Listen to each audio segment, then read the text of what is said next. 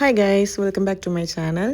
என்கிட்ட இப்போ 2 நியூஸ் இருக்குது. ஒன்று சேட் நியூஸ், இன்னொரு குட் நியூஸ். நான் ஃபஸ்ட்டு சேட் நியூஸ் சொல்லிடுறேன். சேட் நியூஸ் என்னன்னா, இந்த பிரதர்ஸ் வெட்டிங் சீரிஸ் வந்து முடிய போகுது. குட் நியூஸ் என்னன்னா, நான் ஃபர்ஸ்ட் டைம் ஒரு சீரீஸை கம்ப்ளீட் பண்ண போகிறேன். அதுவும் ஒரு 2-3 வீக்ஸ்க்குள்ளேயே எல்லா போஸ்ட்டும் போட்டு நான் கம்ப்ளீட் பண்ண போகிறேன். பார்க்குற உங்களுக்கே தெரிஞ்சிருக்கும், இப்போ பரவாயில்லையே எல்லாம் போஸ்ட் பண்ணுறாங்களே டைமுக்கு, அந்த மாதிரி தோணியிருக்கும். ஸோ அதுதான் என்னோட bad news and good news. Okay, நம்ம இப்போ வீடியோக்குள்ளே போகலாம். இந்த வெட்டிங் எப்போ நடந்துச்சுன்னா February 10th, 2025. ஸோ அப்போ தான் நடந்துச்சு. நான் ஆல்ரெடி சொன்ன மாதிரி இது ஒரு பக்கா அரேஞ்ச்டு மேரேஜ் தான். ஸோ இப்படி தான் வந்து வெட்டிங்கோட மார்னிங் ஆரம்பிச்சது. எல்லா ரிச்சுவல்ஸ்லாம் கொஞ்சம் வீட்லேயும் கொஞ்சம் பண்ணி முடிச்சுட்டு அதுக்கப்புறமா ஹாலுக்கு போனோம். எனக்கு என்ன சொல்கிறீங்கன்னு கேட்குது, கொஞ்சம் மேக்கப் ஜாஸ்தியாக இருக்குது தானே? ஆமாம், கொஞ்சம் ஜாஸ்தியாக தான் இருக்குது. பட் என்ன பண்ணுறது, எனக்கு இருக்கிறது ஒரே அண்ணா. அந்த அண்ணாக்கு கல்யாணம், அப்போ இப்படி தானே போட்டாகணும். அதுவும் இல்லாமல் சின்ன வயசுலேருந்தே அண்ணாக்கு எப்போ கல்யாணம் ஆகும், அண்ணாக்கு எப்போ கல்யாணம் ஆகும், இப்படிலாம் பண்ணணும் அப்படின்னு வெயிட் பண்ணிட்டு இருந்த நாள் இப்போ தான் வந்திருக்கு. ஸோ எப்படிலாம் தோணுச்சோ எல்லாம் பண்ணியாச்சு. கரெக்டாக அந்த டைம் என் ஃப்ரெண்டு வேறு மேக்கப் ஆர்டிஸ்டாக ஆகிட்டாங்க. Monika Sasi make over artistry. So அவளே சூப்பராக எனக்கு மேக்கப் போட்டு விட்டுட்டா. ஆப்வியஸாக காசு வாங்காமல் தான். எனக்குமே வந்து மேக்கப் ரொம்ப பிடிச்சிருந்துச்சு, சூப்பராக இருந்துச்சு மேக்கப். ஸோ அப்படியே வந்து டே வந்து ஹாப்பியாக ஸ்டார்ட் ஆகிடுச்சு. நாங்கள் கரெக்டாக ஹாலுக்கு போகிறப்ப தான் வந்து பொண்ணும் வந்தாங்க. பட் மற்ற ரிலேட்டிவ்ஸ்லாம் முன்னாடியே போயிட்டாங்க. ஸோ இந்த வெட்டிங் வந்து எப்படி நடக்கும்னா, நார்மல் வெட்டிங் மாதிரி இருக்காது. ஏன்னா இது ஒரு ஐயா வழி வெட்டிங் தான். ஸோ பொண்ணு சைட் முறையில் தான் வந்து கல்யாணம் நடக்கும். அப்படி பார்க்குறப்ப வந்து அவங்க வந்து ஐயா வழி. ஸோ வெட்டிங் எல்லாமே வந்து ஐயா வழி ரிச்சுவல்ஸ் மாதிரி தான் நடக்கும். இங்கே வந்து ஐயர் இந்த மந்திரம் போடுறது அதெல்லாம் இருக்காது. ஐயாவோட ஒரு பாட்டு மட்டும் பாடுவாங்க. ஸோ இந்த ஐயா வந்து பேசிக்கலி வந்து கன்னியாகுமரியில் தான் வந்து ரொம்ப ஃபேமஸ். நிறைய பேர் இங்கே தான் ஐயா வழியை ஃபாலோ பண்ணுவாங்க. உங்களுக்கு புரிய மாதிரி ஐயாவை யார் கூட ரிலேட் பண்ணி சொல்லலான்னா, சாய்பாபா. இந்த ஸ்டோரி மாதிரி தான் வரும். ஐயாவும் வந்து ஒரு ஒரு ஹியூமனாக இருந்துட்டு அதுக்கப்புறம் நிறைய கஷ்டம் எல்லாம் ஃபேஸ் பண்ணி அதுக்கப்புறம் அவங்க சாமியாக மாறினாங்க. ஸோ அவங்கள ஃபாலோ பண்ணுறவங்க வந்து மற்ற சாமியெல்லாம் ரொம்ப கும்பிட மாட்டாங்க. யாருக்கும் அகென்ஸ்டாக கிடையாது. பட் ரொம்ப அவங்களெல்லாம் கும்பிடணுன்னு அவங்களுக்கு தேவையில்லை. இந்த கன்னி தெய்வம், குலதெய்வம் அது எதுவுமே கிடையாது. அண்ட் இவங்க வந்து நாமம் தான் போடுவாங்க, திருநேரு குங்குமம்லாம் யூஸ். ஸோ இது வந்து ரொம்ப காமன் தான். எனக்கு எப்படி இது ரொம்ப தெரியும்னா, என் அம்மாவோட அம்மா வந்து ஐயாவளி, என் அத்தை வந்து ஐயாவளி, அதுக்கப்புறம் என் சித்தியை கல்யாணம் பண்ணி கொடுத்தது ஐயாவளி. ஸோ நாங்கள் வந்து வருஷத்துக்கு ஒரு 2 வாட்டி அங்கே கொடியேற்றம் தான் நடக்கும் ஐயா கோயில். அதுக்கெலாம் நாங்கள் போவோம். சின்ன வயசுலேருந்தே நாங்கள் போவோம். ஸோ எனக்கு அது வந்து ரொம்பவே ஃபெமிலியர் தான். எனக்குமே வந்து பர்சனலாக ஐயா மேலே ரொம்பவே நம்பிக்கை உண்டு. அண்ட் ஐயா வந்து ஒரு பாட்டு பாடியிருப்பாங்க. அந்த பாட்டில் வந்து நிறைய ப்ரெடிக்ஷன்ஸ் இருக்கும். அது மோஸ்ட்லி எல்லாமே நடந்துருச்சு. சுனாமி கூட அவங்க ப்ரெடிக்ட் பண்ணதாட்டு தான் சொல்லுவாங்க. இன்னும் உங்களுக்கு ரொம்ப கிளியராக ஐயாவை பற்றி தெரிஞ்சுக்கணுன்னா யூடியூப்பில் கொஞ்சம் ஸ்டோரிஸ்லாம் கேளுங்க. ஸோ ரொம்ப கிளியராகவே இருக்குது, அதை பார்த்தா அவங்களுக்கு தெரிஞ்சிடும். ஸோ ஃபஸ்ட்டு போன உடனே என்ன பண்ணாங்கன்னா, வெட்டிங்க்கு முந்தின நாள் நைட்டே ஒரு மாலையை வந்து பொண்ணு வீட்டுக்கு நாங்கள் கொடுத்து விட்டுருவோம். அதை எடுத்து பையனுக்கு போட்டுட்டு, பையன் போட்டுட்டு வந்த மாலையை பொண்ணு போடுறதுக்கு எடுத்து வச்சுப்பாங்க. இதுக்கப்புறமா பையனுக்கு ஏதாச்சும் கோல்டு போடுவாங்க. ஸோ கோல்டு போட்டு முடிச்சதுக்கப்புறமா அவங்க வீட்டில் உள்ளவங்கலாம் வந்து ஆரத்தி எடுப்பாங்க. ஒரு 9 தட்டு இல்லைன்னா 11 தட்டு அந்த மாதிரி ஒரு கணக்கில் வந்து ஆரத்தி எடுப்பாங்க. வீட்டில் என்னெல்லாம் வச்சுருப்பாங்கன்னா, ஃப்ரூட்ஸ், அதுக்கப்புறமா விளக்கு, பூ, சாக்லேட்ஸ் அந்த மாதிரிலாம் ஒரு 11 தட்டு ஃபில் பண்ணிவிட்டு ஒவ்வொருத்தங்களாம் வந்து எடுப்பாங்க. எடுக்கிறவங்களுக்கு பையன் வீட்டு சைட்லேருந்து கிஃப்ட் கொடுக்கணும். எனக்கு தெரிஞ்சு இதெல்லாம் வந்து ரீசெண்டாக தான் வந்திருக்கும். என்னோடய மேரேஜ்க்கும் இதே சேம் ப்ராசஸ் தான் நடந்துச்சு. அவங்க ஆரத்தி எடுத்தாங்க, அவங்களுக்கு எல்லாம் கிஃப்ட்டு கொடுக்குற மாதிரி. கிஃப்ட்டு மீன்ஸ் ஒரு சின்ன விளக்கு அந்த மாதிரி தான், ஏதாச்சும் ஒரு குட்டி கிஃப்ட் அந்த மாதிரி தான். இதெல்லாம் முடித்ததுக்கப்புறமா அந்த பையனோட தலையில் வந்து இந்த மாதிரி தலப்பாக வைப்பாங்க. இது வந்து ஐயா வழி திருமணத்தில் மட்டும்தான் இது நடக்கும். ஸோ இப்படி தான் வந்து சூப்பராக வெல்கம் பண்ணி முடித்தாங்க. ஸோ இதெல்லாம் நடந்து முடிச்சதுக்கப்புறமா ஹாலுக்குள்ளே போனோம். ஹால் வந்து ரொம்பவே சூப்பராக இருந்துச்சு. ரொம்ப பெரிய ஹால் வர. அண்ட் டெக்கரேஷன்ஸ்லாம் ரொம்பவே சூப்பராக பண்ணியிருந்தாங்க. போன உடனே வந்து இந்த மாதிரி ஒரு டிஸ்பிளே வேறு இருந்துச்சு. அதில் வந்து ஃபோட்டோ ஷூட் வீடியோஸ், ஃபோட்டோஸ் எல்லாமே ஷேர் பண்ணிகிட்டு இருந்தாங்க. டெக்கரேஷன்ஸ் வந்து இந்த கிருஷ்ணா, ராதே அந்த மாதிரி செலக்ட் பண்ணியிருந்தாங்க. எல்லாமே வந்து என் அண்ணா அண்ணி 2 பேர் தான் பண்ணியிருந்தாங்க. அதுக்கேற்ற மாதிரி அந்த கண்ணன் ராதைக்கு ஏற்ற மாதிரி அவங்க மாலையில் வர அந்த மயில் இறகால பண்ணி அவங்களே, ஸோ இந்த மாதிரி வேணும்னு அவங்களே வந்து கஸ்டமைஸ் பண்ணிக்கிட்டாங்க. எல்லாமே வந்து ரொம்பவே சூப்பராக வந்துச்சு. இந்த டெக்கரேஷன்ஸே வந்து ரொம்ப டிஃப்ரெண்ட்டாக அழகாக இருந்துச்சு. அதுக்கப்புறம் அவங்க மாலை வர ரொம்ப சூப்பராக இருந்துச்சு.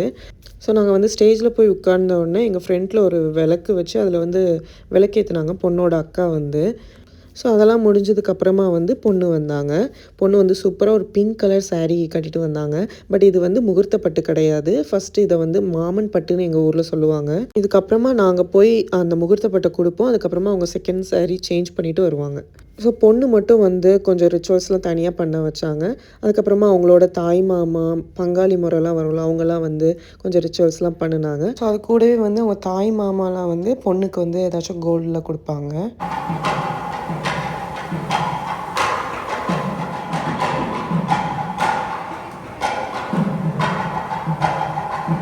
ஸோ இதெல்லாம் பண்ணி முடிச்சுட்டு பொண்ணு ரூமுக்கு போயிட்டாங்க. இதுக்கப்புறமா நாங்கள் எங்கள் வீட்டிலேருந்து அந்த தாம்பூல தட்டில் கொண்டு வந்திருப்போம்ல, நான் என் கசின்ஸ் அதெல்லாம் வந்து அண்ணிக்கிட்ட வந்து கொடுக்கணும். ஸோ என்னோட பிளேட்டில் என்னெல்லாம் இருக்குன்னா, அதாவது பையனோட தங்கச்சி பிளேட்டில் என்ன இருக்குன்னா, கல்யாண பட்டு இருக்கும், அப்புறம் பூ போட்டு அதெல்லாம் வச்சுட்டு ஒரு ட்ராலியில் வந்து தாலி இருக்கும். அதை வந்து நான் யார் கையிலையும் கொடுக்கக்கூடாது, ஹெவியாக இருக்குன்னு நான் தான் வச்சுருக்கணும், கீழேயும் வைக்கக்கூடாது. ஸோ அதெல்லாம் வந்து கொடுத்து முடிச்சதுக்கப்புறமா எங்கள் பையனுக்கு மட்டும் தனியாக ஸ்டேஜில் கொஞ்சம் ரிச்சுவல்ஸ்லாம் பண்ணாங்க. சேம் ப்ராசஸ் தான். அதே மாதிரி தாய் மாமா, அண்ணா, பெரியப்பா அவங்களாம் வந்து கொஞ்சம் ரிச்சுவல்ஸ்லாம் பண்ணி முடித்தாங்க. ஸோ அந்த ரிச்சுவல்ஸ் டைமில் வந்து பொண்ணு வீட்டிலேருந்து பையன் சைடில் யாரெல்லாம் பண்ணுறாங்களோ அவங்களுக்கு கோல்டு ஏதாச்சும் கொடுப்பாங்க.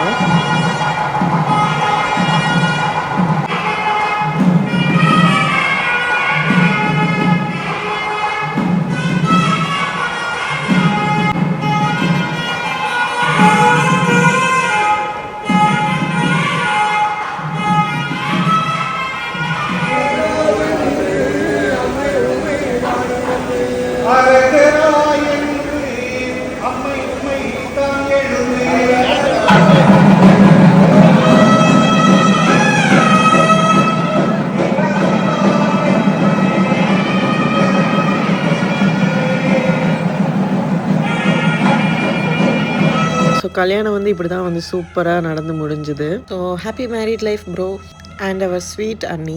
இதுக்கப்புறம் அண்ணி வந்து எனக்கு ஒரு செயின் போட்டாங்க, நான் அவங்களுக்கு ஒரு பிரேஸ்லெட் போட்டேன். அதுக்கப்புறம் அவங்க வந்து எங்கள் அம்மாவுக்கு ஒரு காப்பு போட்டாங்க. ஸோ இந்த மாதிரி ஒரு கோல்டு பரிமாற்றம் நடந்துகிட்டே இருந்துச்சுன்னா வந்தவங்க எல்லாரும் வந்து ஸ்டேஜில் வந்து வாழ்த்திட்டு போனாங்க. அதுக்கப்புறம் நிறைய ஃபோட்டோஸ், வீடியோஸ் எல்லாம் எடுத்து முடிச்சதுக்கப்புறமா லஞ்ச் சாப்பிட போனோம். ஸோ எங்கள் வெட்டிங்கில் எல்லாம் மோஸ்ட்லி வந்து வெஜ்ஜு தான் போடுவோம். ரிசப்ஷனில் வேணால் நான்வெஜ் போடுவோம். அப்படி தான் நாங்கள் ரிசப்ஷனில் நான்வெஜ் தான். ஸோ என்னால் ரொம்ப வீடியோஸ் எடுக்க முடியல. ரிலேட்டிவ்ஸ்லாம் பேசிட்டு, ஃப்ரெண்ட்ஸ் கூட பேசிட்டு அப்படியே ஃபோட்டோஸ் எடுத்து அப்படியே போயிட்டு இருந்துச்சு.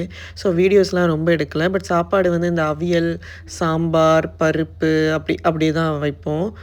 அதுக்கப்புறமா நானும் சுதர்ஷனும் மட்டும் அண்ணி கூட ஃபுல்லாக இருந்தோம். அண்ணி கூட ஃபஸ்ட்டு ஒரு அண்ணி வீட்டுக்கு போகிறதுக்கு முன்னாடி ஐயா கோயிலுக்கு போயிட்டு அதுக்கப்புறமா அண்ணி வீட்டுக்கு போனோம். எப்பவும் போல் இந்த பழம், பால் எல்லாம் கொடுத்து முடிச்சுட்டு அண்ணியோட க்ளோஸ் ரிலேட்டிவ்ஸ்லாம் வந்து பையனுக்கு ஏதாச்சும் கோல்டு போடுவாங்க, இல்லைனா காசாக கொடுப்பாங்க, அந்த மாதிரி பண்ணுவாங்க. ஸோ இதெல்லாம் முடிச்சுட்டு கிளம்பணும். கிளம்புறப்ப வந்து எங்கள் ஊரில் ஒரு பாட்டு போடுவாங்க. எல்லா ஊர்லேயும் இந்த சாங் தான் போடுவாங்களான்னு எனக்கு தெரியல. போடுறப்ப வந்து புகுந்த வீட்டில் வாழ போரும் பொண்ணேன்னு ஒரு சாங் போடுவாங்க. அந்த சாங்கு கேட்டால் மோஸ்ட்லி எல்லாருமே அழுதுருவாங்க. பட் அண்ணி வந்து அழக்கூடாது, இங்கேருந்து நான் போகிறப்ப அழாமல் தான் போவேன், அந்த மாதிரி தான் நினச்சிருந்தாங்க. பட் எல்லோரும் வந்து சாங்கை கொஞ்சம் கேளு, அக்காவை பாரு அப்படின்லாம் சொல்லி அழ வைக்க ட்ரை பண்ணிகிட்டு இருந்தாங்க. பட் அண்ணி வந்து ரொம்ப ஸ்ட்ராங்காக இல்லை, நான் அழாமல் தான் போவேன். இப்போது மோஸ்ட்லி நிறைய பேர் அந்த மாதிரி தான் இருக்காங்க. நானுமே என் மேரேஜ் அப்போ வந்து அப்படி தான் அழாமல் தான் போகணும் அந்த மாதிரி இருந்துட்டேன். பட் இங்கே அழாமல் இருக்கிறது வந்து பெரிய விஷயம் கிடையாது. ஏன்னா சுற்றி எல்லோரும் நமக்கு சொந்தக்காரங்க இருப்பாங்க, அம்மா எல்லோரும் இருப்பாங்க. ஸோ வந்து அழணுன்னுலாம் தோணாது. ஏன்னா எல்லோரும் இங்கே இருக்கிற மாதிரி தான் நமக்கு ஃபீல் ஆகும்.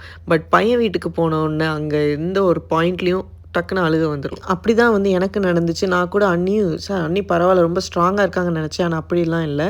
எங்கள் வீட்டுக்கு வந்தோடனே செம்மையாக அழுதுட்டாங்க.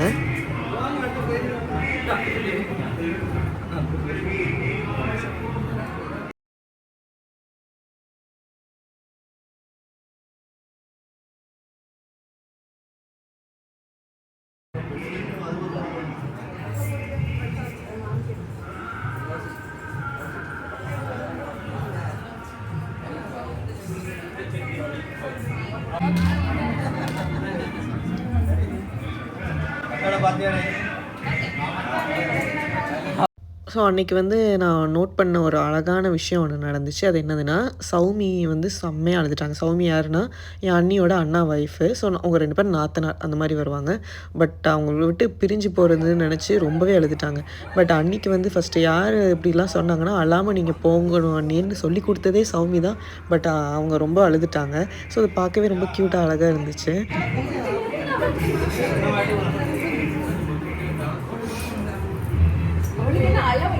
எனக்கு தெரியும்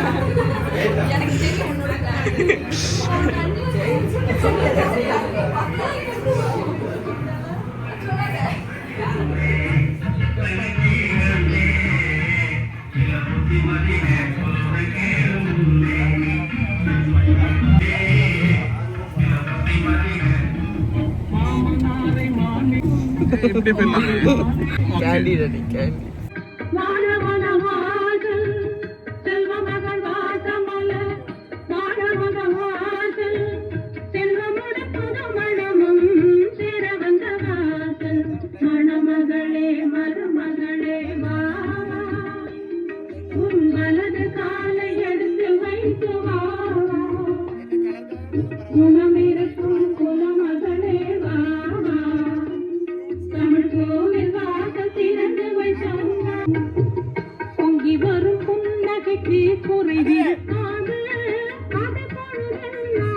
ஸோ இங்கே வரதுக்கு முன்னாடி அண்ணா அண்ணி பெரியப்பா வீட்டிலலாம் வந்து பால் பழம் சேம் ப்ரொசீஜர் எல்லாம் பண்ணி முடிச்சுட்டு அதுக்கப்புறமா இங்கே வந்தாங்க. ஸோ அவங்க வரும்போது என்ன கொண்டு வரணும்னா கையில் ஒரு குத்து விளக்கு வச்சுருக்கணும், அதுக்கப்புறம் ஒரு வாளி நிறைய வந்து ஸ்நாக்ஸ் எல்லாம் கொண்டு வரணும். அதை வந்து அவங்க மாமியார் கையில் கொடுக்கணும். அந்த பண்டம் என்னெல்லாம்னா அச்சு முறுக்கு, அதிரசம், அதுக்கப்புறம் சுத்து முறுக்கு அதெல்லாம் இருக்கும். அது வந்து 1000 இல்லைனா 500 அந்த மாதிரி கொண்டு வருவாங்க. பட் ஃபஸ்ட்டு வீட்டுக்கு வரும்போது கொஞ்சம் ஒரு சின்ன வாளியில் மாமியார் பண்டம்னு சொல்லுவாங்க. ஸோ அதை மட்டும் கொண்டு வந்துட்டு மாமியார் கையில் கொடுக்கணும். ஸோ இதுதான் வந்து ப்ரொசீஜர். அதுக்கப்புறம் மாமியார் வந்து பொண்ணுக்கு ஏதாச்சும் கோல்டில் கொடுப்பாங்க. இதுக்கப்புறம் நான் நிறைய வீடியோஸ் எடுக்கவே இல்லை. அதுக்கு முன்னாடி கூட என்னால் ரொம்ப எடுக்க முடியல, பட் என்னால் முடிஞ்ச அளவுக்கு கொஞ்சம் கொஞ்சம் எடுத்து வச்சுருந்தேன். அப்புறம் என்கிட்ட இருக்கிற அழகான ஃபோட்டோஸ்லாம் நான் வந்து இந்த வீடியோவில் ஆட் பண்ணுறேன். ஸோ அண்ணா அன்னைக்கு யூடியூப் சார்பாக வாழ்த்துக்களை தெரிவிக்கிறேன். அதுக்கப்புறம் ஏதாச்சும் ஃப்ரீ அட்வைஸ் கொடுக்கணும்னு நினச்சா நான் என்ன கொடுப்பேன்னா, ஸோ வாழ்க்கையே கஷ்டம்தான், அதுவும் கல்யாண வாழ்க்கை மிக மிக கஷ்டம். டைமில் நம்ம யார் கூட ஸ்பெண்ட் பண்ணுறோம் தான் மேட்டர். எவ்வளோ கஷ்டம் இருந்தாலும் நமக்கு பிடிச்சவங்க நம்ம கூட இருந்தாலே போதும். அதை மட்டும் மைண்டில் வச்சுட்டு எவ்வளோ கஷ்டம் வந்தாலும் அதெல்லாம் மறந்துட்டு ரொம்ப ஜாலியாக ஹாப்பியாக லைஃப்பை என்ஜாய் பண்ணுங்கன்னு சொல்லிக்கிறேன். ஸோ இது வரைக்கும் இந்த வீடியோ பார்த்துட்டு இருந்தீங்கன்னா ரொம்ப ரொம்ப நன்றி. இந்த வீடியோ உங்களுக்கு பிடிச்சிருக்குன்னா லைக் பண்ணுங்கள் அண்ட் உங்கள் ஃப்ரெண்ட்ஸ் எல்லாருக்கும் ஷேர் பண்ணுங்கள். இந்த சீரீஸ் வந்து இன்னொரு ரிசப்ஷன் வீடியோவோட முடியுது. இது மாதிரி இன்னொரு சூப்பரான வீடியோவில் மீட் பண்ணலாம். until then bye.